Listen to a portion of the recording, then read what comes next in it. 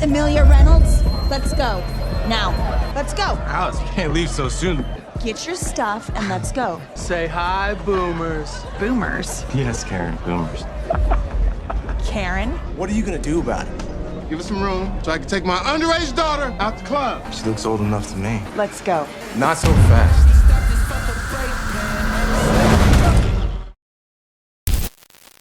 Life as spies was thrilling, but for Matt and Emily, the news of a baby on the way changed everything. They were ready to hang up their covert ops hats and start a quieter life. 15 years before their planned retirement, the couple gets a call from MI6. Their target, Balthazar Gore, a former Polish KGB agent turned terrorist, is hosting a lavish birthday party for his 8-year-old child at his mansion. It's the perfect opportunity to strike. Disguised as a wealthy French arms-dealing couple, Matt and Emily waltz into the party, blending in seamlessly. Gore, none the wiser, welcomes them with open arms and a firm handshake. Emily uses a clever gadget to scan Gore's fingerprint and his voice print during the handshake. With that, they access a high-tech vault and retrieve the ICS key, a device so powerful it's been dubbed the Master Key. In the wrong hands, it could bring an entire city to its knees. But as alarms blare and Gore's security team storms in, Matt and Emily prove why they're the best in the business.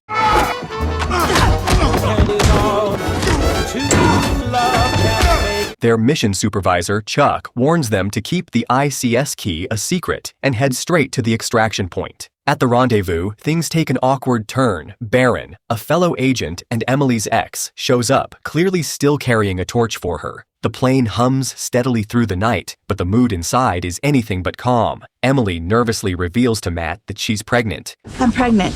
So, do what now? And you're the dad. She's terrified, not just about raising a child in their dangerous line of work, but also about how Matt will react. To her relief, Matt's face lights up. He's ready to be a father, spy life be damned. To celebrate the news, he calls over the flight attendant for some champagne. But something feels off. When Emily tries to use the bathroom, the attendant blocks her way. Before they can process what's happening, the attendant grabs Emily from behind, demanding the ICS key. Matt, ever the quick thinker, calmly tosses the key to distract him. The moment the attendant loosens his grip, Matt and Emily spring into action, taking him down. Chaos erupts as it becomes clear the entire plane is filled with enemies. Emily disarms one of the attackers, but the flight attendant grabs the gun and takes aim at her. Matt tackles him just in time, but the stray bullet hits the pilot. The plane spirals out of control, crashing onto a snowy mountaintop. The impact splits the plane in two, and the flight attendant escapes with the ICS key. As the wreckage teeters on the edge of a cliff, Matt finds a single parachute. Without hesitation, he hands it to Emily, telling her to save herself and their unborn child. But Emily isn't having it. She grabs Matt by the leg as they leap out of the plane, gliding together through the icy air. After their daring escape from the plane crash, Matt and Emily land safely in the snowy wilderness. As they catch their breath, Matt suggests this might be their chance to leave their spy lives behind. With the CIA believing they're dead, they can finally start fresh, a normal life with their soon-to-arrive baby. Fast forward 15 years, and the couple is living under new identities in Atlanta. They've built a quiet life with their two kids, Alice and Leo. Alice, now a sharp but rebellious teenager, keeps them on their toes. She's no fool. When she overhears Matt speaking Russian, she calls them out on their lies about their past. In the car one morning, Emily tries to bond with Alice, suggesting they catch a movie later. But Alice brushes her off, claiming she has a study date with a friend. As they drop her off at school, Matt and Emily can't resist spying on her through binoculars. They watch as Alice kisses her boyfriend, only to be caught red-handed. Alice rolls her eyes, embarrassed by her parents' over-the-top behavior. Back at home, Emily vents to Matt about how much she worries for Alice, something her own mother never did for her. While tidying up, Emily hears a faint beep from Alice's computer. Curiosity gets the better of her, and she tries to log in. After a few failed attempts, she finds a scrap of paper with the password scribbled on it. Mom sucks. Matt joins her as they uncover Alice's secret. Using their spy skills, they track her phone's GPS and discover she's not at a study date. She's at a club. The parents exchange a look. Their daughter might be a handful, but they're not about to let her wander into trouble without keeping an eye on her. When Matt and Emily storm into the club to drag Alice home, things don't go as planned. Alice argues that she's just having fun like everyone else her age, proudly flashing her fake ID. Before Emily can respond, a guy steps in, smirking, and tells her Alice isn't going anywhere. He even has the nerve to call Emily a boomer. Big mistake.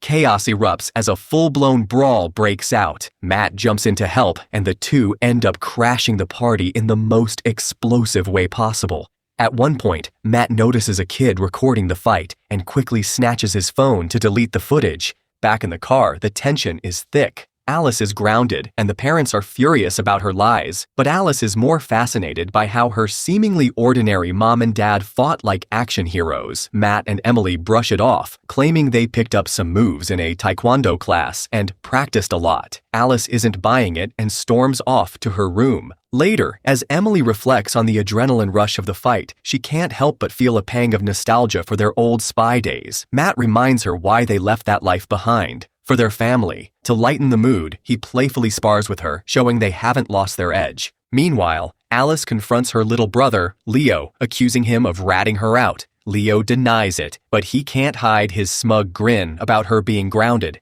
The next morning starts like any other, until Chuck shows up at their door. Matt is stunned to see his old friend and mission supervisor alive. Chuck explains he tracked them down through a viral video of their nightclub brawl. He warns them that Baron, their former colleague, has betrayed them and is now working with Gore. Their home is no longer safe, and they need to leave immediately. But before Chuck can finish, a sniper's bullet cuts him down. Mercenaries swarm the house, firing wildly. Thankfully, the kids are at school, giving Matt and Emily a chance to fight back. They dodge bullets, grab their gear, and speed off in their car to pick up Leo and Alice.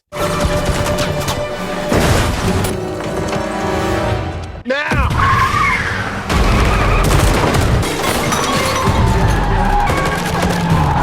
As they race through the streets, Matt drops a bombshell he never actually gave the flight attendant the real ICS key during the plane crash. Instead, he hid it at Emily's mother's house in England. Emily is furious he kept this secret from her. But there's no time to argue. A pursuing car closes in, and Matt improvises by tossing a Diet Coke Mentos bomb at them. The explosion sends the attackers crashing into a truck, buying the family some breathing room. At the airport, the kids bombard their parents with questions. For the first time, Matt and Emily start peeling back the layers of their secret lives. Emily reveals that her mother, their grandmother, is still alive, and they're heading to her estate in England to lay low. Touching down in London, Matt and Emily stay on high alert, keeping their faces hidden from cameras. Alice, still confused and frustrated, demands answers, but her parents stay tight-lipped. They hustle the family onto a bus, heading to a secluded parking lot where they borrow a Defender SUV, casually telling the kids it's their chauffeur's car. Meanwhile, Baron and Gore's mercenaries are hot on their trail. Baron uses airport surveillance to track their movements, while Gore's men follow close behind. Inside the car, Matt and Emily instruct the kids to turn off their phones to avoid being tracked, but the kids are growing suspicious. When they stop at a gas station to refuel, Leo and Alice start questioning everything. Leo pulls up their parents' fake identities on his Nintendo Switch, only to discover the names belong to deceased individuals. The kids are stunned, and the parents realize they can't keep up the charade much longer. Matt explains they need to retrieve the ICS key and hand it over to MI6 in exchange for immunity. Before they can make a move, Gore's men show up at the gas station. Matt grabs a gas pump, turning it into an impromptu flamethrower to hold off the attackers. Emily, grinning like it's old times, takes down the rest with her fists. The kids watch in disbelief, wondering if these are really the same parents who nag them about homework. Somebody call 911. That's not the number here.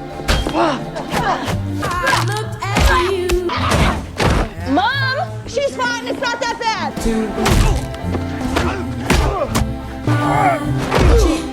As the family speeds away, Baron and his team arrive, only to be blocked by a truckload of pipes Matt strategically knocks over with a well-aimed shot. The road is now a barricade, buying the family precious time to escape. The car ride is anything but quiet. Leo and Alice bombard their parents with questions, demanding to know the truth. Finally, Matt caves. He admits they used to be CIA spies, but insists that part of their lives is over. You guys were spies? Yes. Like Jason Bourne? Yeah, but we remember stuff. Yeah. Just as he finishes, he notices Leo's Nintendo Switch is still connected to Wi-Fi. Without hesitation, Matt snatches it and tosses it out the window, much to Leo's dismay. When they arrive at Emily's mother's estate, the tension doesn't ease. A gunshot rings out, and they find Grandma Ginny holding a rifle, having just shot down a bird. Emily immediately launches into an argument with her mother, but Matt steps in, explaining why they're there. Nigel, Ginny's partner, greets the family warmly, insisting the kids call him Grandpa.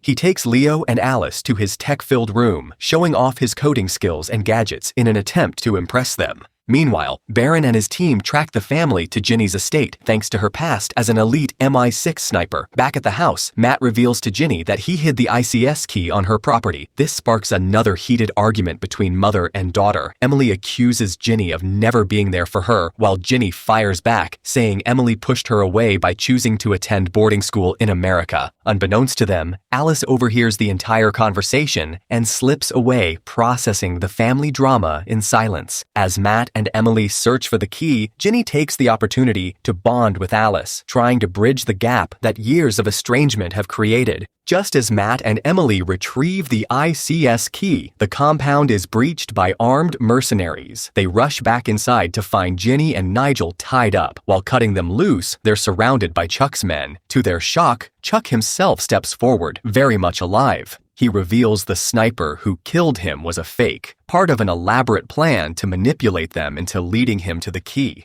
Chuck explains that after Matt and Emily disappeared 15 years ago, the CIA blamed him for losing the key. He was fired, lost everything, and now sees selling the key on the black market as his only way to reclaim his life. Meanwhile, Ginny, still pretending to be tied up, quietly takes out several guards with a tranquilizer gun. But when another mercenary arrives, a struggle ensues and a stray bullet hits Nigel in the arm. Using the chaos, Matt and Emily disarm some of Chuck's men, but Chuck threatens to harm Leo and Alice if they resist. Outnumbered, the couple is knocked unconscious. When they wake up, Ginny is by their side. They check the CCTV footage for clues and discover Leo still has his smart ring on. Using its tracking feature, they pinpoint the kid's location. Chuck, now at a black tie event in a high-rise building, demonstrates the key's power to potential buyers. With the help of his tech-savvy assistant, he shuts down the city's power grid and even opens the Thames barrier, flooding parts of London. The bidders are impressed, and the key sells for a staggering $250 million.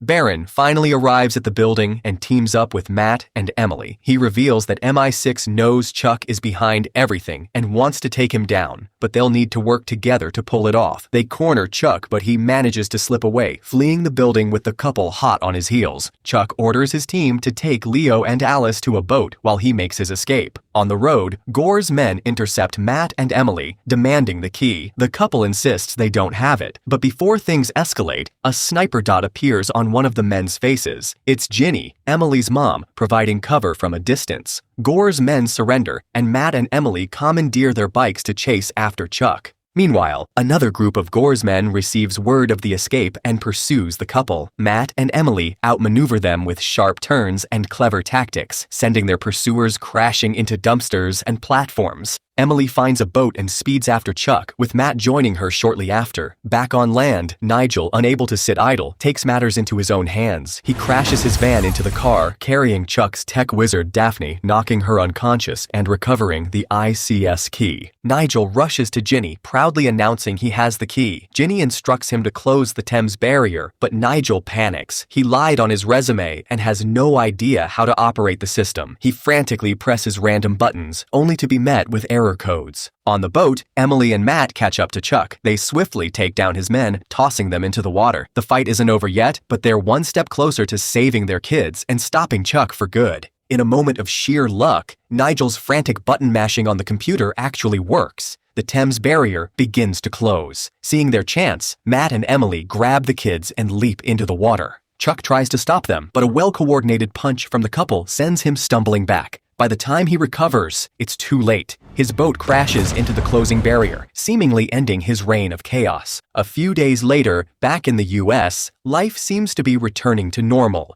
Alice scores the winning penalty in her football championship, and the family celebrates her victory. In a heartwarming moment, Alice tells Emily she'd love to go see a movie with her, finally bridging the gap between them. Nigel, ever the eager grandpa, promises Leo he'll teach him everything he knows about being a spy. Just as Matt and Emily start to relax, thinking their troubles are behind them, Baron emerges from the back seat of their car. He drops a bombshell. Chuck is still alive. But that's not all. Baron reveals that Emily's father, someone Matt didn't even know was alive, will be joining the fight as her new partner.